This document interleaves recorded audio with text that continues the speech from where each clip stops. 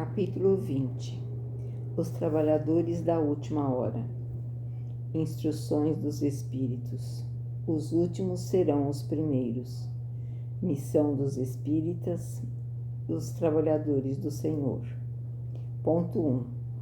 O reino dos céus é semelhante a um pai de família que saiu de manhã cedo a fim de contratar trabalhadores para a sua vinha. Depois de combinar com os trabalhadores que cada um receberia 1 denário por dia, mandou-os à vinha. Saiu ainda na 3ª hora do dia e, vendo outros que permaneciam na praça desocupados, disse-lhes: Ide também vós à minha vinha, e eu vos darei o que for razoável. E eles foram. Ele ainda saiu na 6ª e na 9ª horas do dia, e fez a mesma coisa. E saindo pela 10ª hora, encontrou outros que lá estavam sem fazer nada, aos quais disse: Por que permaneceis aí ao longo do dia sem trabalhar? Responderam: Porque ninguém nos contratou. E ele lhes disse: Ide também vós à minha vinha. Chegando à tarde, o senhor da vinha disse ao senhor administrador: Chama os trabalhadores e paga-lhes, começando pelos últimos até os primeiros. Aqueles, pois, que só tinham vindo à vinha pela 10ª hora, aproximando-se, receberam 1 denário cada um. Vindo por sua vez, os que tinham sido os primeiros contratados acreditaram que se lhes dariam mais, mas não receberam mais que 1 denário cada um. Ao receber, murmuraram contra o pai de família, dizendo: Estes últimos só trabalharam 1 hora, e tu lhes pagas o mesmo que a nós, que suportamos o peso do dia e do calor. Mas, por resposta, disse a um deles: Amigo, eu não te fiz injustiça. Não combinaste comigo 1 denário por tua jornada? Toma o que é teu e vai, e de minha parte quero dar a este último tanto quanto a ti.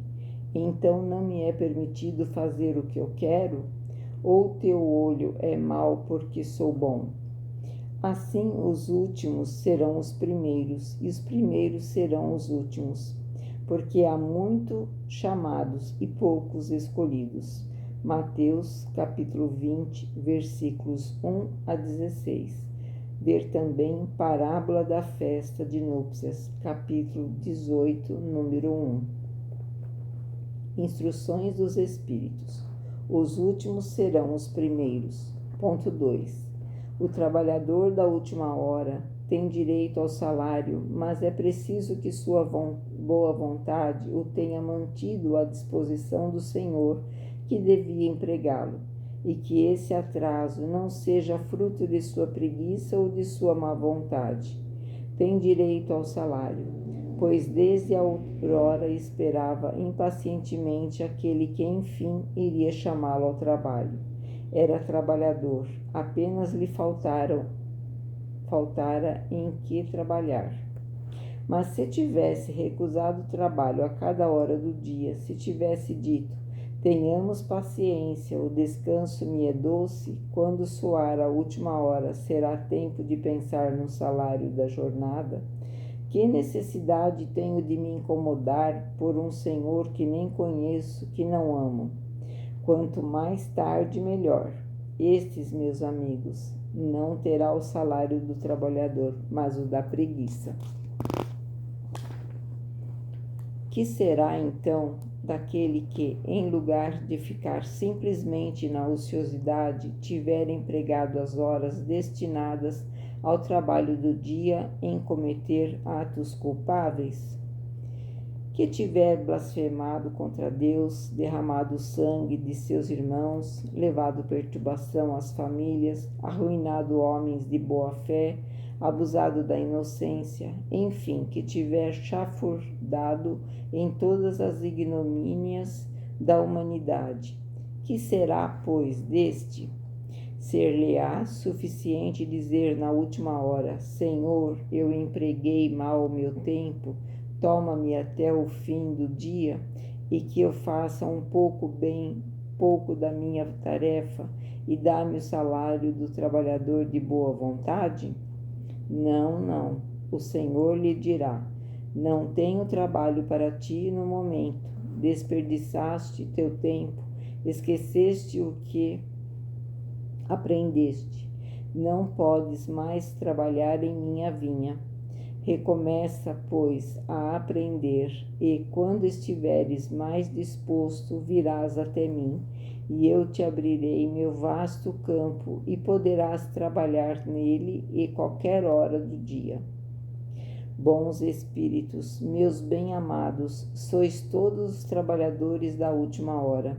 Bem orgulhoso seria aquele que dissesse: comecei o trabalho no alvorecer e não o terminarei até o crepúsculo do dia.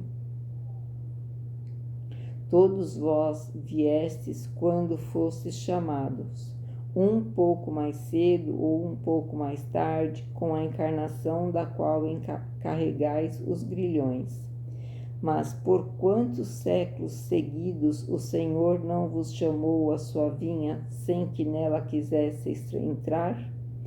Ei-vos no momento de apanhar o salário, empregai bem esta hora que vos resta, e nunca esqueçais que vossa existência, quão longa vos pareça, é apenas um momento bem fugidio na imensidão de tempos que formam vossa eternidade. Constantino, Espírito Protetor, Bordeaux, 1863. Ponto 3. Jesus queria a simplicidade dos símbolos e, em sua linguagem enérgica, os trabalhadores que chegaram na primeira hora são os profetas, Moisés e todos os iniciadores que marcaram as etapas do progresso. Etapas continuadas através dos séculos pelos apóstolos, os mártires, os pais da igreja, os sábios, os filósofos e, finalmente, os espíritas. Estes últimos, a chegarem, foram anunciados e vaticinados desde a aurora do Messias e receberão a mesma recompensa. Mas que digo? Receberão uma recompensa maior ainda. Últimos a virem, os espíritas podem aproveitar dos trabalhos intelectuais de seus antecessores, porque o homem deve herdar do homem e seus trabalhos e resultados são coletivos. Deus abençoa a solidariedade. Além disso, muitos daqueles revivem hoje ou reviverão amanhã para acabar a obra que começaram ontem. Mais de um patriarca, mais de um profeta, mais de um discípulo do Cristo, mais de um propagador da fé cristã, tornam a encontrar-se entre os da última hora, mas mais esclarecidos, mais adiantados, trabalhando não na base, mas na coroação do edifício. Seu salário será, pois, proporcional ao mérito da obra. A reencarnação, esse belo dogma, eterniza e torna precisa a filiação espiritual. O espírito chamado a prestar conta de seu mandato terreno compreende a continuidade da tarefa interrompida, mas sempre retomada. Ele vê e sente que captou de passagem o pensamento de seus antecessores. Retorna à lista amadurecido pela experiência para avançar ainda mais. E todos os trabalhadores da primeira e da última hora, abertos os olhos à profunda justiça de Deus, não mais reclamam, mas adoram. Este é um dos verdadeiros sentidos dessa parábola, que encerra, como todas as que Jesus dirigiu ao povo, o germe do futuro, e também sob todas as formas, sob todas as imagens e revelação dessa magnífica unidade que harmoniza todas as coisas do universo, dessa solidariedade que torna a ligar todos os seres presentes ao passado e ao futuro.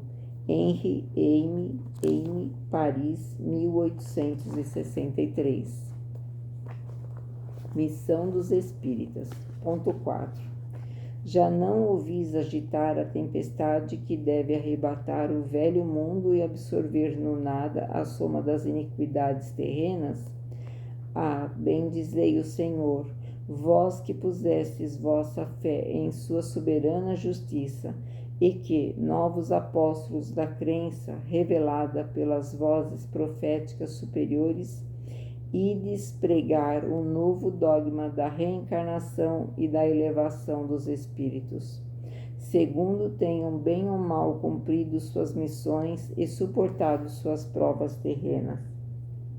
Não mais tremais, as línguas de fogo estão sobre vossas cabeças. Ó verdadeiros adeptos do Espiritismo, sois os eleitos de Deus, ide e pregai a palavra divina. É chegada a hora em que deveis sacrificar vossos hábitos, vossos trabalhos e vossas ocupações fúteis à divulgação da palavra. Ide e pregai, os espíritos do alto estão convosco.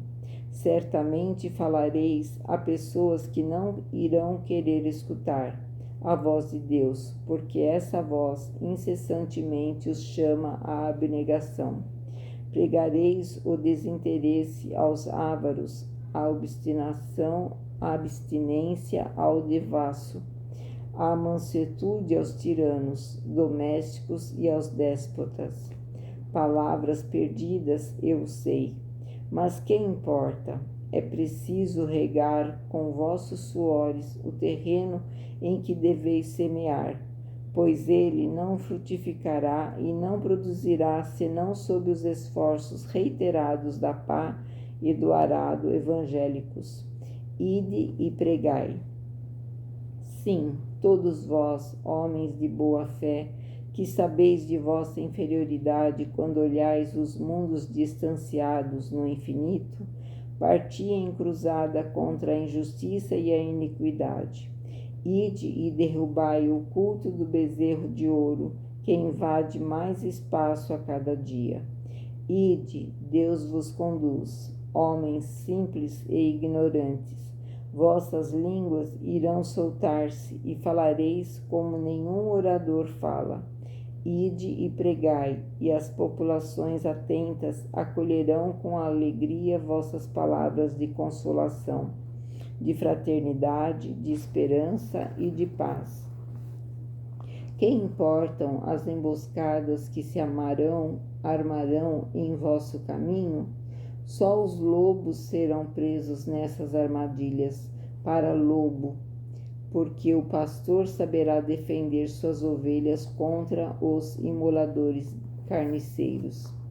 Ide, grandes homens, perante Deus, que mais felizes que São Tomé, credes sem pedir para ver, e aceitais os fatos da mediunidade, mesmo nunca tendo conseguido vós próprios obtê-los. Ide, o Espírito de Deus vos conduz. Marchai, pois, adiante, falange imponente por vossa fé, e os numerosos batalhões de incrédulos irão desvanecer-se diante de vós, como as névoas da manhã sob os primeiros raios do sol nascente.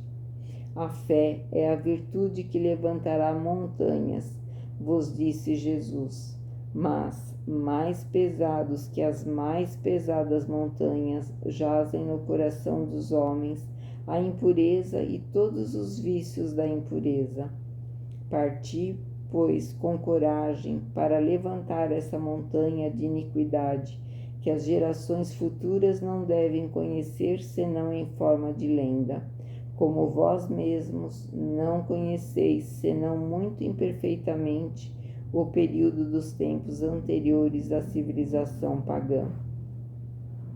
Sim, as subversões morais e filosóficas vão eclodir sobre todos os pontos do globo. Aproxima-se a hora em que a luz divina aparecerá sobre os dois mundos. Portanto, ide e levai a palavra divina aos grandes que a desdenharão, aos sábios que vão querer prová-la, e aos simples e pequenos que a aceitarão, pois é principalmente entre os mártires do trabalho que, nesta expiação terrena, encontrareis o fervor e a fé. Ide, estes receberão com cânticos de ação de graças e louvores a Deus a santa consolação que lhes oferecerdes. Inclinando-se, irão agradecer seu quinhão nas misérias terrestres. Arme-se de decisão e coragem a vossa falange. Mãos à obra, o arado está pronto e a terra espera. Lavrai. Ide e agradecei a Deus pela gloriosa tarefa que vos confiou. Mas saibai que entre os chamados ao Espiritismo, muitos se extraviaram. Mirai vosso caminho e buscai a verdade. Pergunta: se muitos dos chamados ao Espiritismo se extraviaram, através de que sinais se reconhece os que estão no bom caminho? Resposta: ireis reconhecê-los pelos princípios de verdadeira caridade que professarão e praticarão, pela quantidade de aflições às quais eles levarão consolo, por seu amor ao próximo, por sua abnegação, por seu desinteresse pessoal. Ireis reconhecê-los, enfim, pelo triunfo de seus princípios, pois Deus quer o triunfo de sua lei. Aqueles que seguem suas leis são seus eleitos, e ele lhes dará a vitória, mas esmagará os que falseiam o espírito dessa lei e fazem dela um meio de satisfação de sua vaidade e ambição. Erasto, anjo guardião do médium, Paris, 1863. Os trabalhadores do Senhor. Ponto 5. Atingistes o tempo em que se irão cumprir as coisas anunciadas para a transformação da humanidade. Felizes serão os que tiverem trabalhados no campo do Senhor com desinteresse e movidos apenas pela caridade.